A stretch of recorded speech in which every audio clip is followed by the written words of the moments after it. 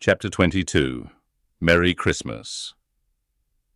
At length, towards noon, upon the final dismissal of the ship's riggers, and after the Pequod had been hauled out from the wharf, and after the ever-thoughtful Charity had come off in a whaleboat, with her last gift, a nightcap for Stubb, the second mate, her brother-in-law, and a spare Bible for the steward.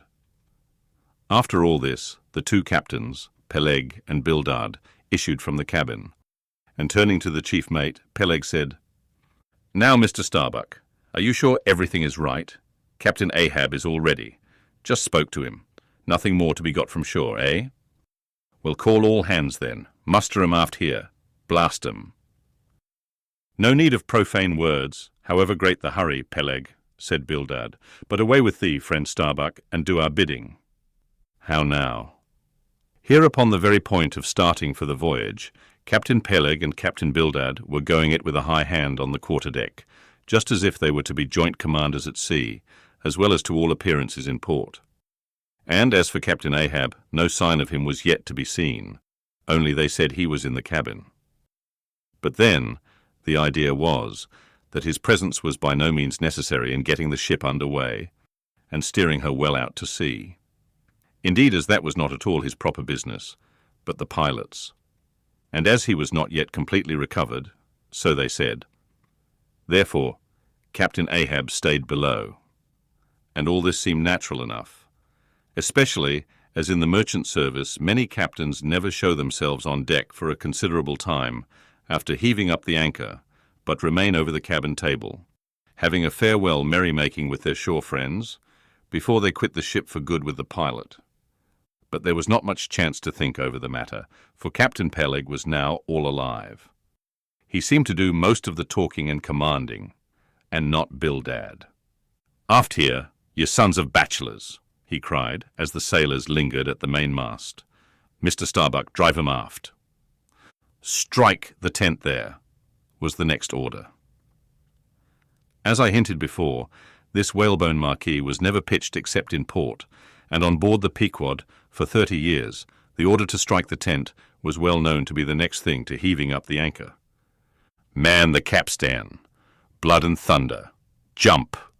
was the next command, and the crew sprang for the handspikes. Now, in getting under way, the station generally occupied by the pilot is the forward part of the ship.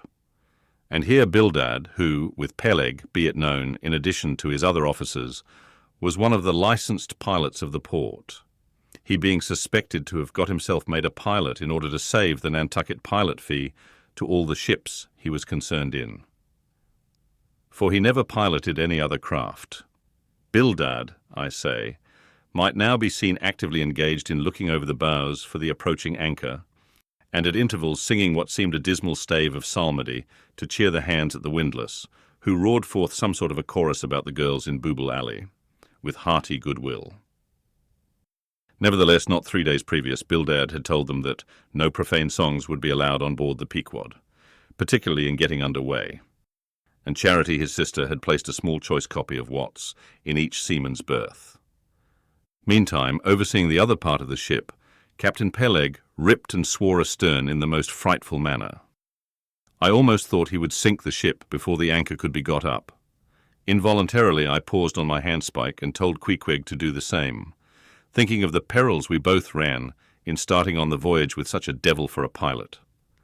I was comforting myself, however, with the thought that in pious Bildad might be found some salvation, spite of his 777th lay, when I felt a sudden sharp poke in my rear, and turning round, was horrified at the apparition of Captain Peleg in the act of withdrawing his leg from my immediate vicinity. That was my first kick. "Is that the way they heave in the marchant service?" he roared. "Spring, thou sheephead, spring, and break thy backbone. Why don't ye spring, I say, all of ye, spring, quahog, spring, thou chap with the red whiskers. Spring there, Scotch cap, spring, thou green pants. Spring, I say, all of ye, and spring your eyes out." And so saying, he moved along the windlass, here and there using his leg very freely, while imperturbable Bildad kept leading off with his psalmody. Thinks I, Captain Peleg must have been drinking something today. At last the anchor was up, the sails were set, and off we glided. It was a short, cold Christmas, and as the short northern day merged into night, we found ourselves almost broad upon the wintry ocean, whose freezing spray cased us in ice, as in polished armour.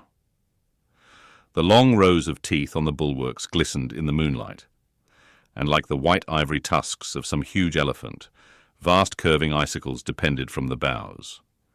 Lank Bildad, as pilot, headed the first watch, and ever and anon, as the old craft deep dived into the green seas and sent the shivering frost all over her, and the winds howled and the cordage rang, his steady notes were heard. Sweet fields beyond the swelling flood stand dressed in living green.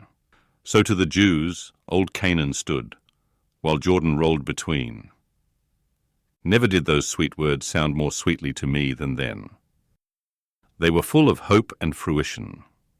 Spite of this frigid winter night in the boisterous Atlantic, spite of my wet feet and wetter jacket, there was yet, it then seemed to me, many a pleasant haven in store. And meads and glades so eternally vernal that the grass shot up by the spring, untrodden, unwilted, remains at midsummer. At last we gained such an offing that the two pilots were needed no longer. The stout sailboat that had accompanied us began ranging alongside. It was curious and not unpleasing how Peleg and Bildad were affected at this juncture, especially Captain Bildad. For loath to depart yet, very loath to leave for good, a ship bound on so long and perilous a voyage, beyond both stormy capes. A ship in which some thousands of his hard-earned dollars were invested. A ship in which an old shipmate sailed as captain, a man almost as old as he, once more starting to encounter all the terrors of the pitiless jaw. Loath to say goodbye to a thing so every way brimful of every interest to him, poor old Bildad lingered long, paced the deck with anxious strides, ran down into the cabin to speak another farewell word there. Again came on deck and looked to windward, looked towards the wide and endless waters, only bounded by the far-off, unseen eastern continents, looked towards the land, looked aloft, looked right and left, looked everywhere and nowhere. And at last, mechanically coiling a rope upon its pin, convulsively grasped stout Peleg by the hand, and holding up a lantern, for a moment stood gazing heroically in his face, as much as to say, "Nevertheless, friend Peleg, I can stand it. Yes, I can."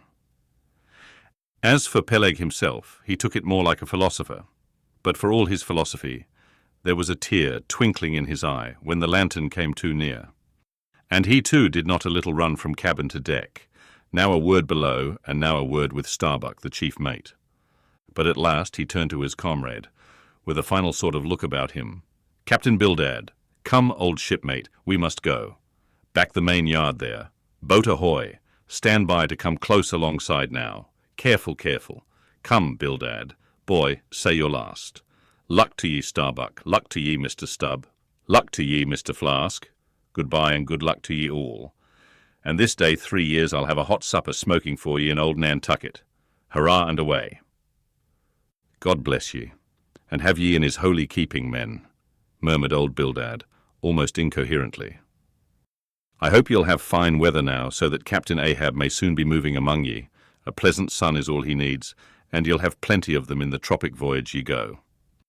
Be careful in the hunt, ye mates. Don't stave the boats needlessly, ye harpooneers. Good white cedar plank is raised full 3% within the year. Don't forget your prayers either. Mr. Starbuck, mind that Cooper don't waste the spare staves. Oh, the sail needles are in the green locker. Don't whale it too much a Lord's days, men. But don't miss a fair chance either that's rejecting heaven's good gifts. Have an eye to the molasses tierce, Mr. Stubb. It was a little leaky, I thought. If ye touch at the islands, Mr. Flask, beware of fornication. Goodbye, goodbye. Don't keep that cheese too long down in the hold, Mr. Starbuck. It'll spoil. Be careful with the butter.